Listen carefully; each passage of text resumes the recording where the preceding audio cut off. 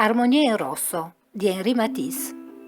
Henri Matisse dipinse Armonia in rosso con l'intento di raffigurare uno spazio emotivo ed individuale, azzerando le convenzioni della rappresentazione figurativa contemporanea. Henri Matisse, Armonia in rosso, 1908, olio su tela centimetri 180 x 220. Quest'opera è custodita al Museo Hermitage di San Pietroburgo.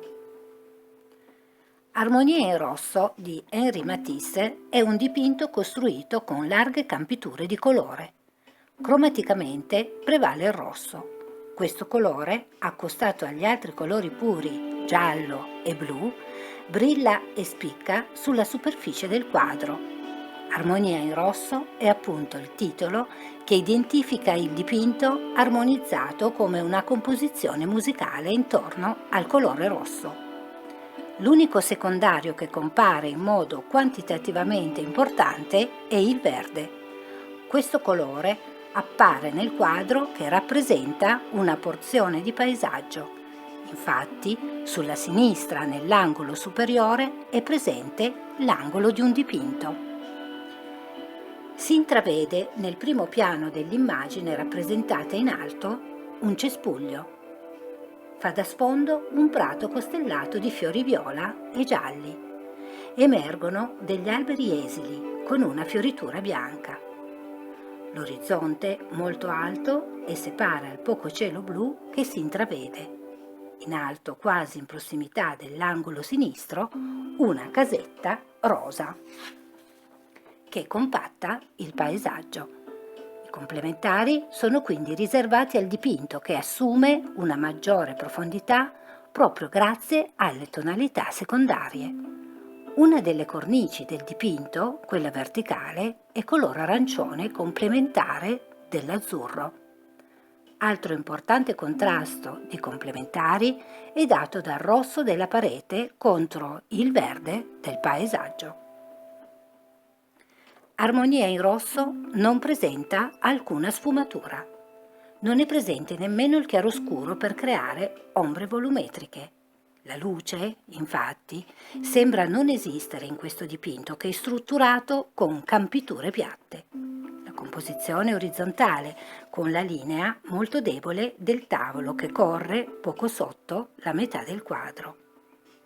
Emergono nella quasi totalità del dipinto gli arabeschi azzurri, molto decorativi.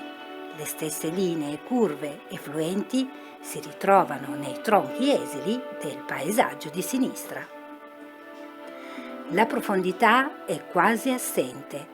Viene suggerita solamente dalla sedia impagliata, ritratta parzialmente sulla sinistra nell'angolo in basso. Anche la cornice del dipinto, seppure in modo ingannevole, sembra creare un angolo tridimensionale. Infatti si trova in parallelo con la linea obliqua della sedia.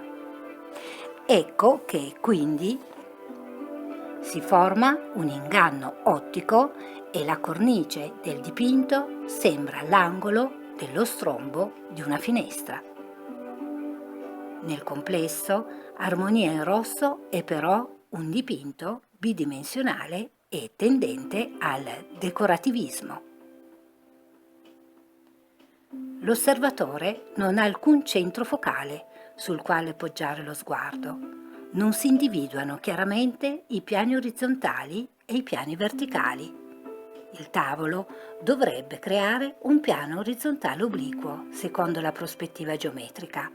Invece si confonde con il fondo della parete e sembra diventare una carta da parati unica. Anche la donna che sistema la fruttiera sembra essere una decorazione ritagliata dal fondo. Le figure sono costruite con una debole linea nera di contorno e con il contrasto cromatico. Sono quindi delle sagome colorate che emergono attraverso il contrasto di chiarezza.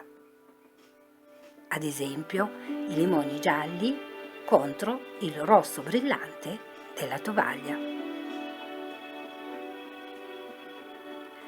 Fonte analisi dell'opera.it, e per ulteriori approfondimenti e curiosità sulle opere di Henri Matisse e di questo straordinario capolavoro, Armonia in rosso, vi consigliamo e vi invitiamo di visitare il nostro sito www.ilcappellodiirma.it.